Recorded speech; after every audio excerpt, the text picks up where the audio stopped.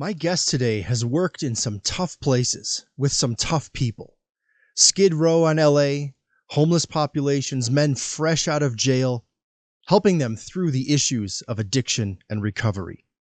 In this world, so many are struggling with these things, whether they've been in jail or not. We dig into these conversations and much more on the episode today. Ben Clark is a Christian, a husband, and a father. Working in both the secular and faith communities as a counselor and chaplain, Ben has worked in Toronto, Canada, LA, and most recently South Dakota. Currently serving as the director of the Stevens House, a Faith Based Transitional House, Ben has a heart for the restoration and recovery of those battling and bound by addiction. He looks to see each person restored holistically, spirit, mind, and body. This is a powerful conversation that I look forward to sharing with you. So let's get started. Well, hey, Ben, thanks for being on the show today. We've got a really important topic, and I'm looking forward to hearing your thoughts about it. Thank you for having me. Yeah. So we're talking about this idea of recovery and faith-based recovery. So let's just start at a real high level, not even specific to faith-based, but what is recovery? When we start talking about recovery, what does recovery even mean? Well, recovery, I think, in my experience, can mean a lot of things. We look at today, we're looking at recovery from addiction. So obviously, if something is being recovered or in the process of recovery, it would indicate to me that something was lost. So could be family, could be faith, could be your sobriety. So when I approach recovery, I always look at it from the path or the direction of something that's being lost, and how do I help or assist in that person being brought back to a certain level of normalcy. And so when you talk about you, how do I help? How do I assist? Well, share just a bit on your own side, on your personal story. How did you get involved in this? Because it's not like the average kid in high school is thinking, you know what I want to do when I grow up? I want to go into a recovery program and help people. Like, it's not even usually on the radar of most people. So what was your own story, sort of growing up, becoming an adult? How did you get into this as what you do for a living? So I guess we it goes all the way back to, I'm originally from Canada. I was born and raised on the east coast of Canada. I come from a strong Christian background. My grandparents, my parents were raised in church, and I had friends that I had met in the States, and they told me this story. I met this little girl, and she was this cute little girl, and she was, I don't know, like between 5 and 6. So she was same age as my daughter is now. And the youth pastor at the time was really disturbed. He was telling us a story, and I said, "Well, what's this girl's background? This little girl's background?" And he told me, she has a mom. She had a significant number of siblings. The mom was heavily involved in addiction. All the children were property of the state, if I can word it that way. They were with the mom. Sure. And I said, "Well, like what's really got you worked up about this?" And the youth pastor looked at me and said, "Well, we had a sleepover with my daughter, and he had tucked the little girls in and told them that he loved them, and he references this little girl, and he says, Uncle loves you too." And she said, "No, you don't. My mommy said that I'm stupid and nobody could love me." And it hit me. Yeah. And so I went back home and got involved in an addictions program. And I just told the story. They said, you got to have have a essay type of thing to come into the program. And I told the story, and they signed my paperwork right then. They Mm. didn't even they didn't even make me really say anything. And so I progressed from there. I got involved with boys and girls clubs in Canada, started dealing with at-risk youth, homeless, and then progressed into another area that was more gangs and uh, even more street level stuff. And then when I got married to my wife, we moved into from there to California, got involved in the homeless shelters, started dealing more with addictions. It's being that close to Skid Row because we were in LA County and that type of thing. And then we moved to South Dakota, where I am now, and God just opened this door for me to work with a recovery center here. And here's how God works. When I first moved uh, to South Dakota, I had made a call to a Christian recovery house here locally and said, "Hey, I want to come and work for you." And the director was a retired pastor, and he said, "It's kind of a one man show. I don't have any room for anybody. But would you be on my board? Was that something that you'd be open to in the future?" And I kind of said no. I was so busy. And about a year ago, I just felt that God had said, "Hey, the time is right." Went and talked to him, talked to the board, and then he had had some health problems, and so we progressed through, and that's why now, on the faith side of things, I'm the director of an organization called the Stevens House in Yankton, South Dakota, and we do like a recovery home where the guys are a sober environment. We do Bible studies with them, take them to recovery meetings, alpha programming, that type of thing. And then during the day, I work as an addictions counselor trainee, and we do, normal addiction recovery work, Yeah. Yeah. programming. Yeah. So you've had quite the journey there, and the work that you do now. Well, let me backtrack for a minute. In my capacity, I've worked with a lot of men over the years and have seen a lot of men. Recovery is not my area of specialty. Addiction is not my area of specialty. But because I've worked with so many guys over the years, I've worked with plenty of men who in their lives have dealt with everything from sexual abuse, physical abuse, alcohol abuse, drug abuse, substance abuse, like the whole gamut. There really is a big difference in my view, and I'm assuming you share this, but in my view, there's a big difference between a faith-based recovery program and a non-faith-based, a secular program. There are Right. tons of great programs out there, but what is the difference when we're talking here about faith-based recovery and you work in a faith-based recovery organization? What does that mean? What's the difference? So statistically, they would tell you that 75% more success in a faith-based program versus 50% in a secular program. But when you do digging, when you dig around and you look, and Google will tell you this. This is statistical fact. Um, Faith in recovery gives somebody a sense of purpose. When they went to recover the Titanic, my wife would tell you this is I'm going around a rabbit trail to tell you this, That's but okay. when they went to when they went to recover the Titanic, they had a purpose for looking for it. And so when you come into addiction and you're coming from a faith-based perspective, I'm looking at that, and the person that I'm coming alongside, especially if they choose to be in a faith-based recovery program, they're recognizing they lost something. And so, what I'm trying to do is realign them with the God shaped hole that's inside them that they tried to fill with drugs, sex, whatever it is.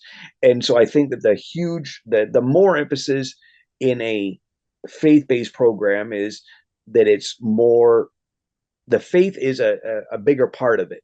You go to a secular setting, like the secular program I work for, it's divided into 5 sections. So you'll come in, you have the change process. The second week you're there, they'll talk about spirituality. Then they'll move on to coping skills. Then they'll move on to relapse prevention. And then they finish off with, if you're familiar with Native American culture, they'll do the Wellbriety, the Red Road, the walking in balance concept of it. And not that that isn't working, because we do have success there, but it's 28 days and you only really get a focus on spirituality for 7 of those 28 days, so to speak, or even 5 of those 28 days. Versus if you go into a faith-based programming, we're able to do a dialogue just like this. We had a Bible study on Monday night. We were able to sit down, break bread, have a lunch, and sit down and say, okay, what does this mean to you? What did it mean when the woman with the issue of blood touched Jesus's garment? What did that mean to you? And you're able to center that back around to the addiction or to whatever they're struggling with.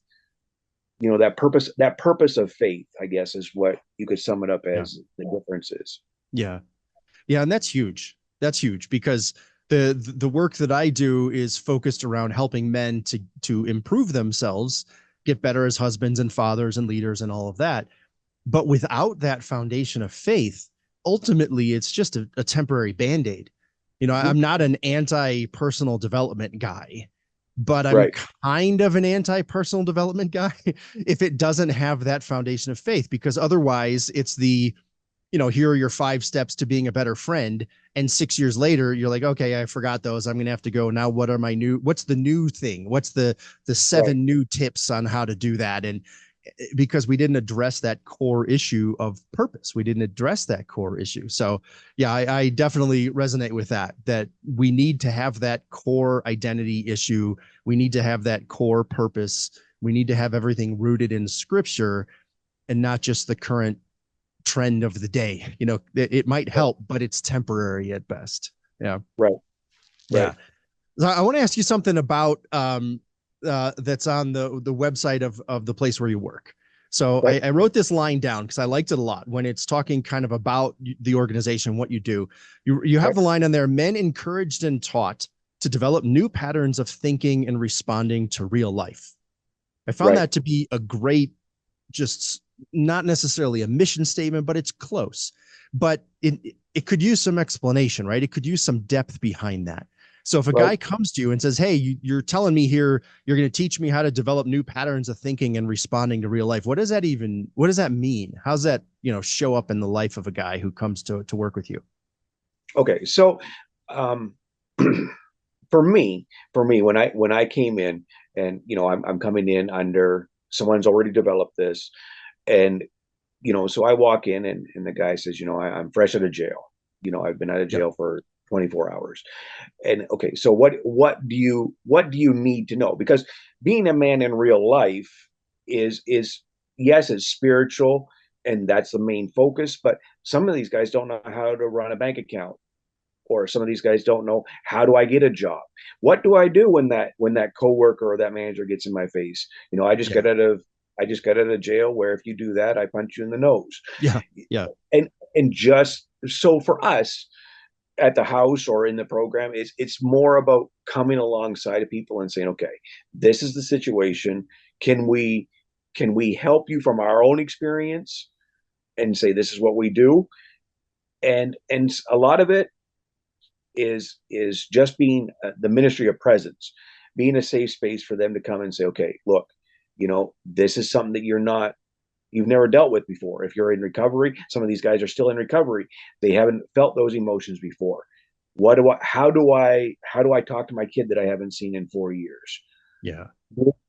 How, well, maybe write them a letter first.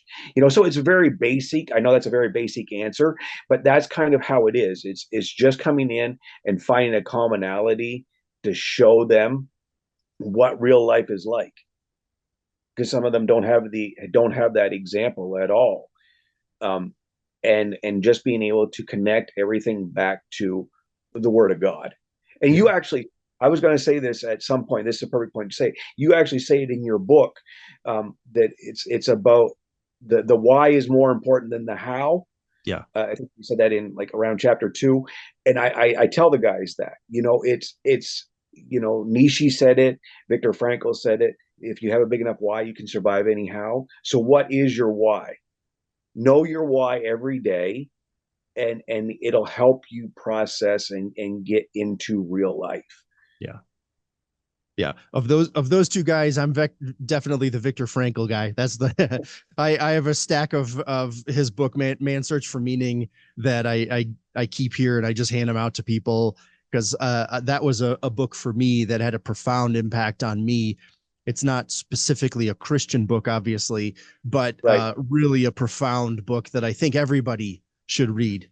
Yeah, Christian, Jew, like, it doesn't matter. Everybody should read that book. It's an amazing book. it definitely is. It definitely is. And I think that that's how I use the why a lot, and that helps me guide those men that I work with, towards becoming a real man Yeah. and equipping them for community. Yeah, because it's huge. Think of the number of things that you know how to do, but you're not going to do. You have no reason to do them.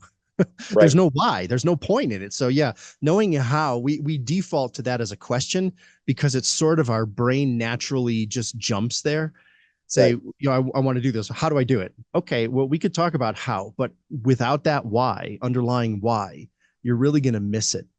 Um, One other thing that's on your website now, or specific to your program, that I noted there is you have a requirement of a minimum of 6 months to a year for guys.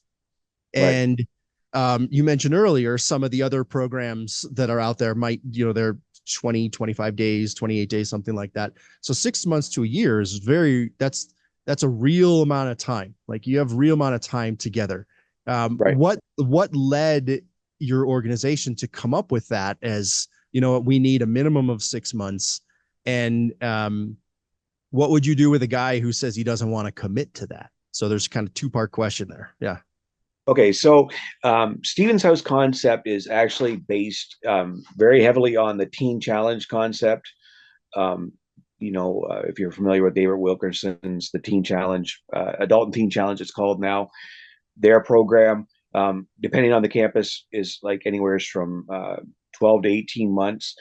We just found that you can really only pour into somebody if you have a significant amount of time to pour into them, Mm-hmm. and the relationships that are developed, the stability that's developed, it just became something where it was easier to say, you know what, let's look at long-term commitment from a discipleship standpoint. It's just there. These men eat together, these men pray together, establish church together. It allows the ministry, like our ministry as a house, but also allows the pastor of the church they go to pour into them and to see stability from a probation parole perspective. They're signing in there. It allows us to develop relationships with the PO. Because a PO, if they say, this guy's really got some anger issues, well, we can offer biblical based anger management, or we can go with a state based program, and it just gives that accountability factor. Um, to them, and it Yeah. helps them realize, locally, and across America right now, housing is in an uproar. There's chaos. It just allows them to stabilize. We can help them with housing, financially. As far as somebody that don't want to commit, now here's where it gets interesting, because a lot of guys, they come in and they say, oh, I don't want to be here for 6 months. Okay, well, here's the thing. Give me 3 months then. I'm gonna require six, but in 3 months, if you can show me that you're stable, I'll talk Yeah. about Yeah. it. But a lot of times that isn't an issue once they get in and they realize, what, I have friendships here, I can save money, and it's not bad. We've got one guy. I think there's one guy in there now. He's been there a little bit over a year. Time and circumstance happened, and we had to modify it. Sure. But he is one of the guys that's a solid guy now. He's always in his word. He's in the kitchen cooking for these guys, and he's like a family member. And so I think that we would see a lot more success if you've seen an increase in think about it. Your best friend, how long have you known them? Your best friend, you didn't only know them for 30 days. It Right. took time to develop that. And so that's where the concept came from, is largely based on Teen Challenge, and that concept of discipleship and fellowship, and just pouring into them, Yeah. hoping that it would be something more long term for Yeah. them. Yeah. Well, it makes a lot of sense. I like it because if somebody were to tell me I'm in a recovery program, we have 21 days, I would say it's not going to work. There's that old theory that you could form a habit in 21 days. Maybe, I've seen some disputing data on that. Maybe you can add a new habit in 21 days, but I don't, just my personal belief, I'm not, certainly not a professional as you are. I don't feel like somebody can eliminate an actual addiction in their lives in 21 days. I think it takes more than that for sure. So what do you have anything on the other end of that? So your minimum is 6 months to a year. Do you have people What do you do then at the year? You mentioned that one guy who's been there, but do you say, hey, good job, here you go? Like, how do you sort of graduate people out? So, you know, I've never had to do it yet, Okay. because we just took over. But basically, what happens at that point is, you have you start looking at what we've looked at previously.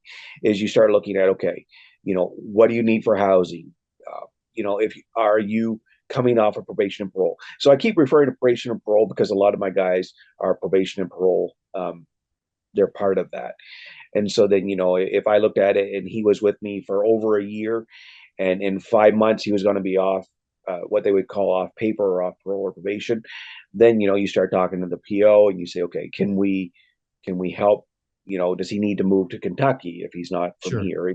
Yeah. And so we start moving in more into the community, looking at landlords that are safe spaces, because I would rather keep somebody there over time, quote unquote, and keep them safe than release them into something that, you know, Sure.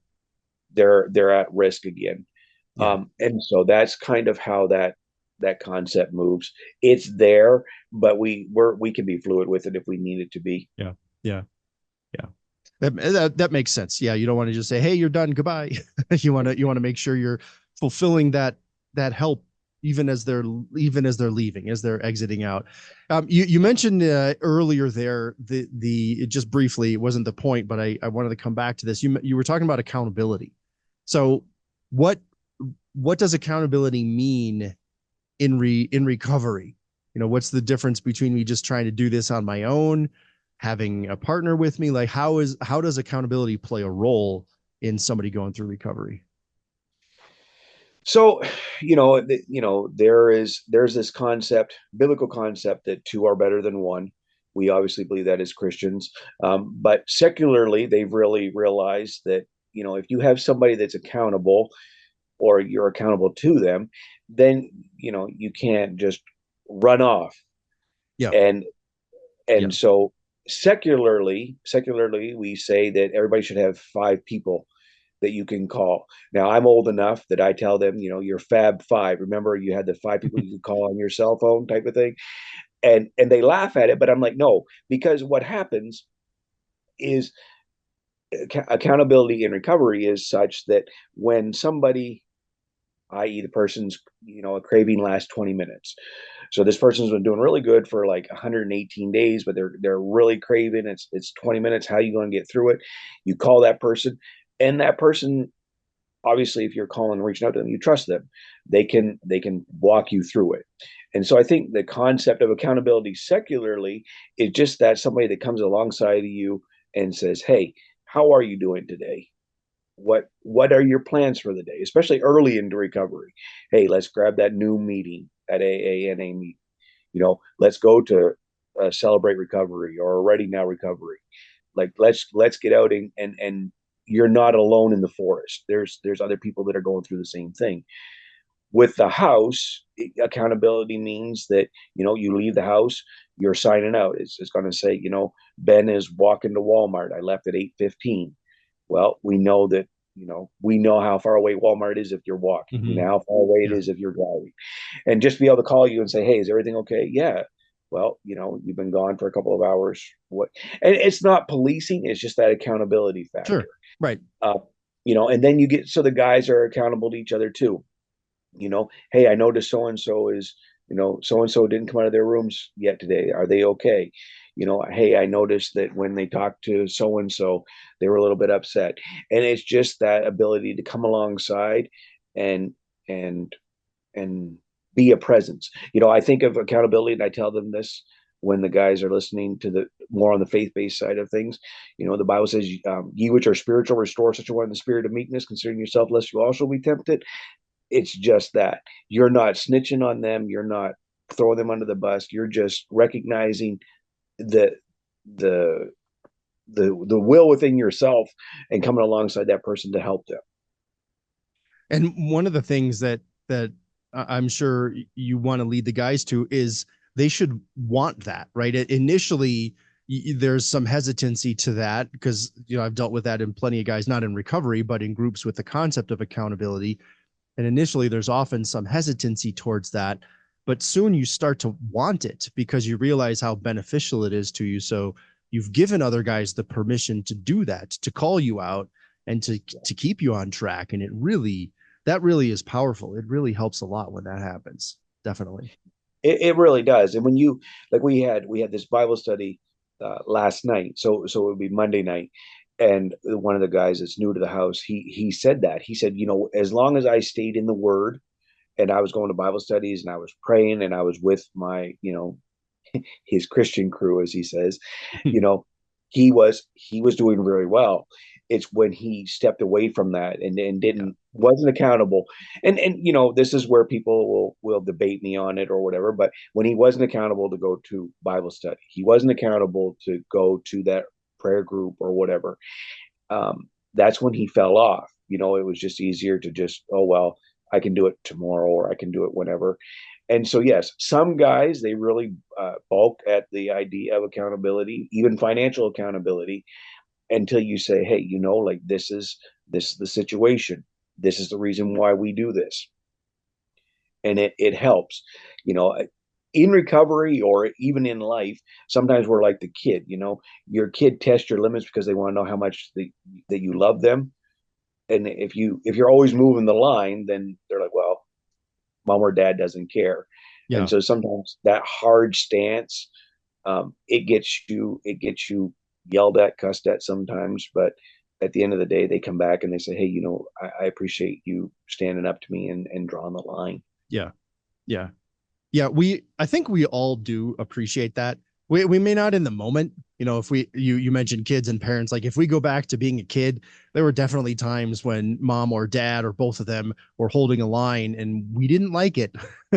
But as we get Right. older, we realize, yeah, the whole don't touch the flames thing, that was probably a good line. I should be listening to mom and dad on those sorts of Yep. things. Yeah. Yep.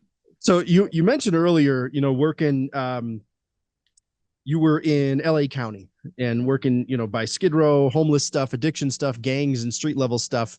So you've obviously had a whole lot of experiences. I'd like you to share, maybe a couple stories here of recovery, whether it's from something really in a more area like that, or an area where you are now, or if there's a contrast between those two areas. But share a couple stories of recovery. Okay, so I definitely think that there is a contrast between um, South Dakota and California. Now, the addiction doesn't change, but the way that you interact with it, I think, definitely does. I know one of the stories that happened in LA. We were working and in the homeless shelter in LA, and it's not necessarily about recovery, but it's the whole concept of mental illness recovery, because it's a homeless shelter. You got all these elements going on, Yeah. and this man was this homeless individual was in the military, and in that moment he had like a PTSD break, and this man picked up a table that you would use like in a boardroom, and he literally picked up the table and threw the table. Like he had this like he-man strength in that in Yeah. that moment. And he kept calling out this man's name as he was having this breakdown, and it was one of his military friends that was in the crash that had happened. But strangely enough, Providence or whatever you want to call it, he had a friend at the shelter who had the same name, not the last name, but the same name. And I just watched this man come in, and he talked to him. We talked him down. And at one point, I just kind of backed out of the room, and these two men just sat in the middle of that area where they were eating, and he just held his friend, and they just cried and wept. And it's just that concept of addiction and mental illness. It's non-discriminatory. Yeah. It's going to take out who it can take out. And you see that in LA, and then you fast forward into into where we work now, and you just see concepts where people that have brilliant minds are just, they just are held captive by this. I was working with one individual, and this is a good story, but he came in and he was in treatment. He says, I'm really sold out to Christ. And so, I've been doing this long enough. I started this in 2009. So I'm not a skeptic, but I definitely, trust but verify. And I watched him. He was reading his Bible, he was doing this. And this young man came in, and everybody at the table is obviously an addict or they're addicted, and he's going through, he said, I don't believe in God, I don't believe in prayer. And this older gentleman looks at him and looks at me. He says, can I talk to him? And I said, go ahead. He said, young man, he said, I want you to pray for 3 days. I don't want you to tell anybody at this room what it is.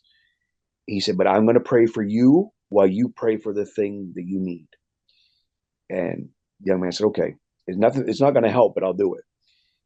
3 days later, we were starting group, and that young man came in, and the older man came in and sat down, and they had a conversation. And he said, young man, how'd that prayer thing go? And the kid says, man, he said, I went in the first night, got on my knees and said, I don't even know what I'm saying or who I'm saying it to, but this is what I need. And 3 days later, on the morning of the third day, it happened. And he got his prayer answered. But the really big part about this story is that man several months later called one of my co-counselors and was like, hey, you need to tell them I finished your treatment. I went to Teen Challenge. I finished Teen Challenge. They have locally, they have a little bit more of an extended program. And I'm going to Bible school because I feel God really wants me to be a pastor. And so you see that flux of where addiction takes it. You have those people that come in, and the mental illness and the addiction play together, and you see them break down, and you see humanity helping. And then you come into a treatment program, and you see, God really going in and breaking things. I'll tell you, this is a story, and this is a little bit of a heavier concept. I worked with a client who was sexually attacked for a significant amount of time. And they said, well, why this was happening, they just kind of went to another place. And they looked out through the window, and they seen the sun coming up through the trees.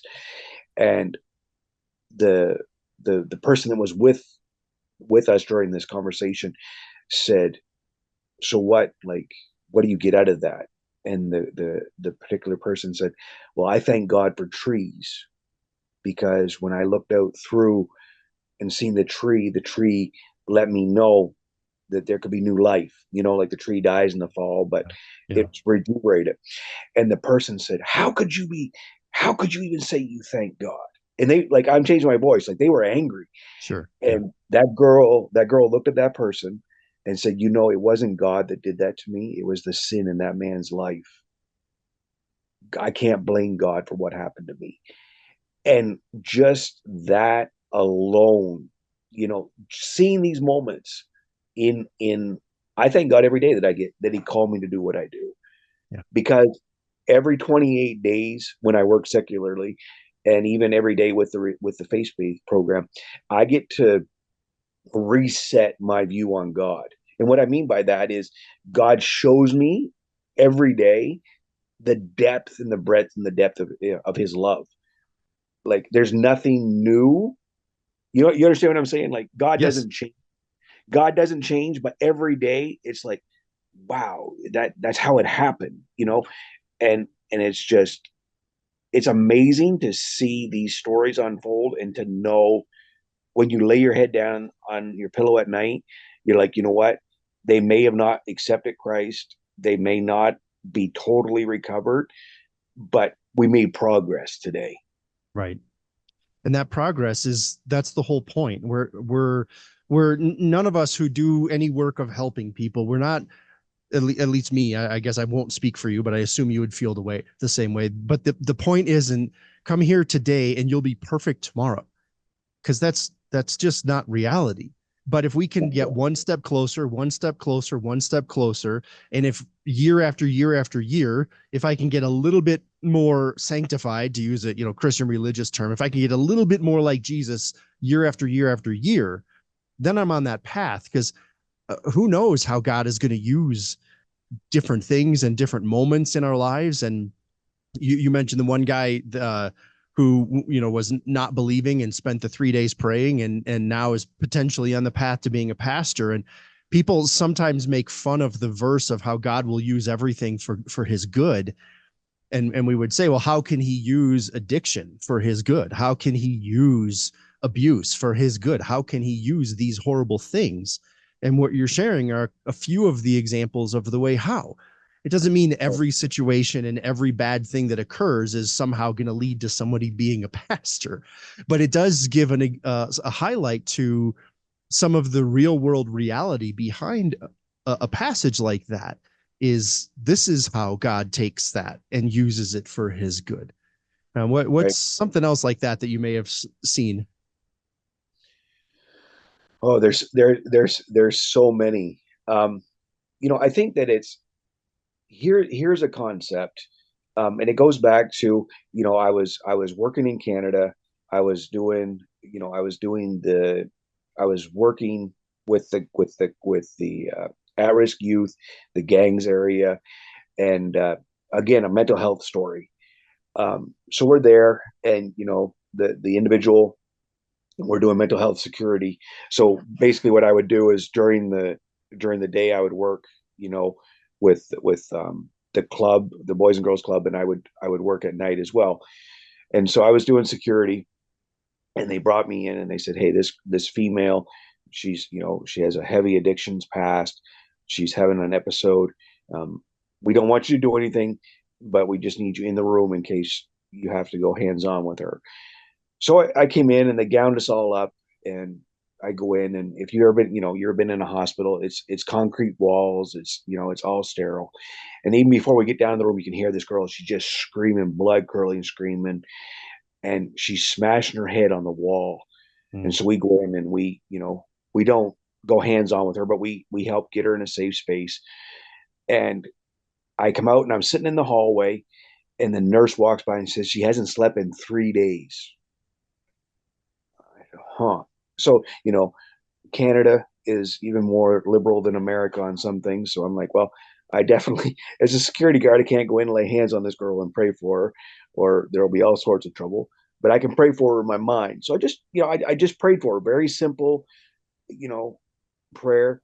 And would you believe this girl stood up? She walked around that bed 3 times. She walked over to me, and just as clear as we're having a conversation now, said, "I'm going to go to sleep." She Mm. walked over and laid down and went to sleep. And the nurse walked by and said, what did you do?" I said, Yeah. "Well, I just prayed for her." And the nurse goes, "Huh." And I say, "Well, what does that have to do with this is part of the journey?" Right. You understand? Like praying prayers like that at 2 o'clock in the morning in a mental wing of a hospital and seeing God move like that gives me faith that I can go into other situations and see things transpire and flip.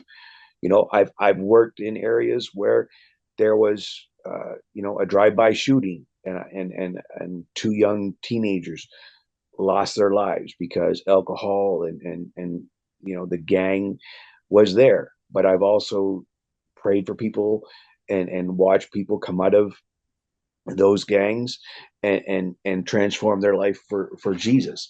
And so, addiction, and it plays a role so young that by the time men get to our age, addiction has become part of their life, and they don't even realize it until they have that moment. I believe it's from God. It's the moment's either from God, or the moment is when their back is pressed up to the wall and they're watching everything that they built around them crumble, and they have to make that decision to reach out for help or just continue to drown. Yeah. Yeah. And with men, when they're making that decision to reach out, when they're choosing that, especially if they've been dealing with addiction for a long time, whatever that means to them, right? For some people, they might feel 2 years as long, might be 20 years. So it doesn't matter. They've been dealing with it for a long time. Do you ever run into guys who feel like I'm just going to give up? I can't recover. I'm not the guy. Like other people can recover, but I can't recover. How do you encourage somebody like that? How do you help somebody through that sort of a mindset? What do you do in that scenario? You take a very deep breath. um, so basically, what I do, and again, this is just my approach, is I bring them in my office. Typically, especially if it's secular, I bring them in my office and I sit them down and I say, okay, I want you to think about what got you this far. I'm not talking the addiction. What got you this far? You're successful. Where did you, what was your motivation to get you this far? Yeah. And they're like, well, man, I got nothing left. I got my wife left me, my kids left me, my job's gone. Okay. That's what your success was yesterday. What's your success going to be tomorrow? You don't want to die because you said in your intake that you didn't want to die. That's why you're here. So help me understand what your tomorrow is going to look like. Yeah. And it's a very slow process of helping them mourn what they lost, but also learning to just find one good thing about tomorrow or today and celebrate that. And so many times, COVID especially, everything shut down and we internalized. And so family situations got worse. You were there too, right? Yep. And, Yep. and coming out of COVID, we really had to look at, especially myself, I had to really look at and switch up how I counseled, how I talked, you know, and grief is a huge part of how I help people get past that when they feel hopeless. Say absolutely right. You have to grieve. I talked to a gentleman the other day, and he's wildly successful in my opinion. And when we had a conversation, sorry, uh, I said to him, "What about your first marriage, though? Have you forgiven the wife from the first marriage?" And he's like, "No." And I'm like, "Oh, okay." So now I'm not mental health, but let's go back and spend a few minutes there and work on getting that loosened out in the open, because you're trying to take care of a situation that happened last week, but its root is from all those years ago, and we have to really get down and look at what it is, because Jesus said it right. You're whitewashed sepulchers. You paint yourself all up, but inside is still all this stuff going on, and we've allowed it. Society says, be a man up, man up, and that's good. I mean, I know Christians that say that too, but at the same time, give people space to mourn. Like, be upset about it. Yeah. If you had a football player, if you had a son that was a football player and he was drafted, and his first NFL game was, a month away, and he took the dog out to use the restroom and fell down the steps, and he fell down the stairs and snapped his ankle, he would mourn that. His life, his game could be over. And so that's a big example, but sometimes we have to give people the space to mourn the little things that are big in their lives. Yeah. Yeah. Yeah. Cause giving hope, encouraging somebody that you can recover. It's, I don't want to say it's everything. My everything would be God, right? That he Right. is the everything, but the hope is true that you can recover. I'm sure we could spend another hour just doing story after story of people who were in quote unquote impossible situations that have recovered and have completely different lives right now. Right. I have something that's slightly different point I want to get to because we're getting close to the end of our time here. Um, Right. Something else that I know is a key to recovery. We talked accountability a little bit earlier, and that's got its level of importance. Something else that has that level of importance is mentorship and discipleship. And so in addition to accountability, how do those two play a role in recovery, discipleship and mentorship? How's that relevant for somebody in recovery? I think discipleship is huge because you learn from example. So mentorship and discipleship go, in my world, they go together.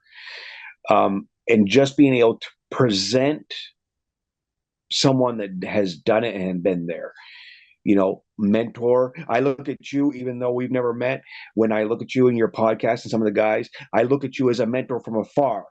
Thank you. Some of the concepts in your book I use.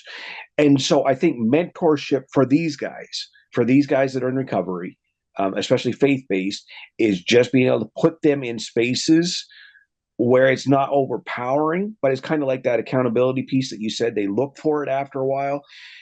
And instead of going to their bad friends, if I can put it that way, or the substance, they're like, hey, you know what? That guy I can go to. And discipleship, that's really it.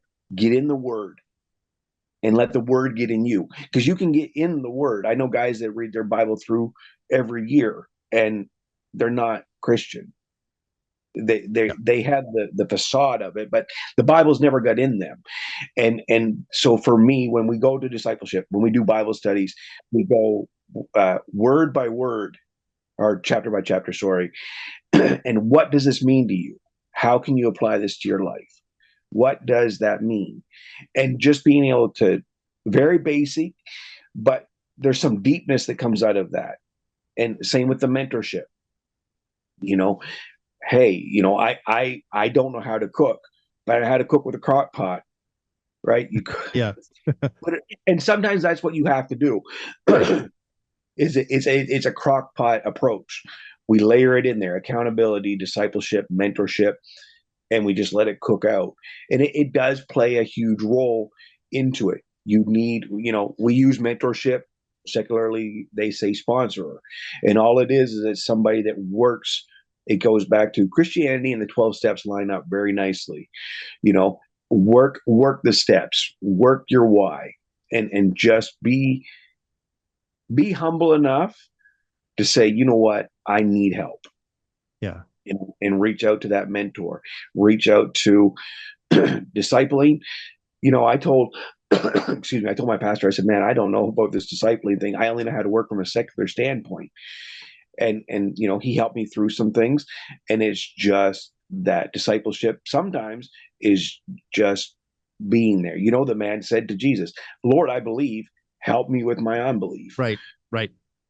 And discipleship is coming alongside saying, you know what, there's times when I didn't think God could do it either, but these are the scriptures that God give me during those times. Yeah. And I like how really what we're referring to is an aspect of community. The Right. accountability requires community. The discipleship requires community. The mentorship requires community. And I think that's an important key for guys to take away is recovery is not a solo effort. There might be somebody somewhere who just in their basement, they decided that's it. I have an addiction. I'm going cold turkey. I'm doing it by myself. And, maybe there's some guy out there who had success with that. But in general, you need those other people. You need that community around you. What about that? People who say, I don't really need a group. I could just do this on my own. We'll be here for you when you're ready. Yeah, that's a good way to phrase it, right? Yeah. And no, we get laughs like that, right? Yeah. But so those people, if I can say that, like when they come in, like, oh, I can do this by myself. Okay, here's my number. Give me a call sometime. Yeah. How is it going? Because mistrust is a lot of reason why people don't have community, right? And it goes back to the man code, which we could have another hour-long conversation about, one and the numbers through. But for that, those people that come in and say, I don't need this. Okay, well, come back when you're ready. As a matter of fact, here's my number. Just call and let's have a conversation sometime. Because sometimes it's not that they don't need somebody. They've been told their whole life, do it by yourself. Don't Mm-hmm. show weakness. If Right. you ask for help, you're a sissy. and a lot of people just don't want the spotlight turned in on them. Yeah. And you know, I had one guy who came in and he's like, boy, I'll tell you whatever you want, just sign off on this for my PO. And I said, absolutely not. So I don't care if you come in and sit down and we stare at each other for an hour. We're going to stare at each other for an hour, you know. But then what happened is he came in one day and I said, hey, how's it going? Oh, you know, it's going. Well, what's wrong? Oh, you know, my little guy just is having a bad day. And just we talked about his little guy. And then, you know, the door opened and just it was there. Now, was it something that you could say it was a recovery conversation? Not really. But he had a bigger why of why he wanted to get sober or sustain from stuff than he did when he went in. Yeah. Yeah. And just that sometimes you have to just forget everything you learned or the concept of it and just go in and especially those people that don't want to be there or don't think they need you. Everybody needs somebody. Yeah. Nobody's an island. And you know, I say that's why, you know, people that don't do things, that's why I'm an addictions counselor, because when I get in a car and turn the car on, if it starts, good. If it doesn't start, I get out of the car and call my mechanic because I Yeah. don't know how to fix my car. And Yeah. so it goes back to what you said. It takes that community, you know, and those that are not, what's the saying? Something about those that don't experience the warmth of the community will burn the community to feel the warmth. It, Mm. it's that concept, and it's changing. It's changing, but it's a slow process. Yeah. That generation that was raised in the rough and tough. Yeah. Yeah. I see that it's changing as well. There's more awareness. You know, we're talking here to guys. That's our focus on this show for guys. Obviously, this extends beyond, but for my world, that's where I work. We're seeing more awareness of guys realizing the solo alone, I can do everything by myself, doesn't work, and it's exhausting to wear that mask and sort of pretend to the rest of the world I've got everything under control. I can do everything by myself. I'm totally fine, you know. And line I tell guys often certainly isn't unique to me because it's from the Bible is we have Adam in perfect relationship with God and God says, "Yeah, it's not good for you to be alone." Right. So, why don't we start with what God says, you know, and kind of build off of there. If God says it's not good for me to be alone, I should probably listen to what he has to say and realize it's not good for me to be alone. Yeah. And We're here at the kind of closing at the last part of our time together. I like to give every guest an opportunity. What is something, and you can repeat it if we got to it earlier or bring up a new point. That's okay. But what is something that you feel is just a most important takeaway, a really important thing for guys to learn and to take away when it comes to this concept of faith-based recovery? What do you want guys to remember about faith-based recovery?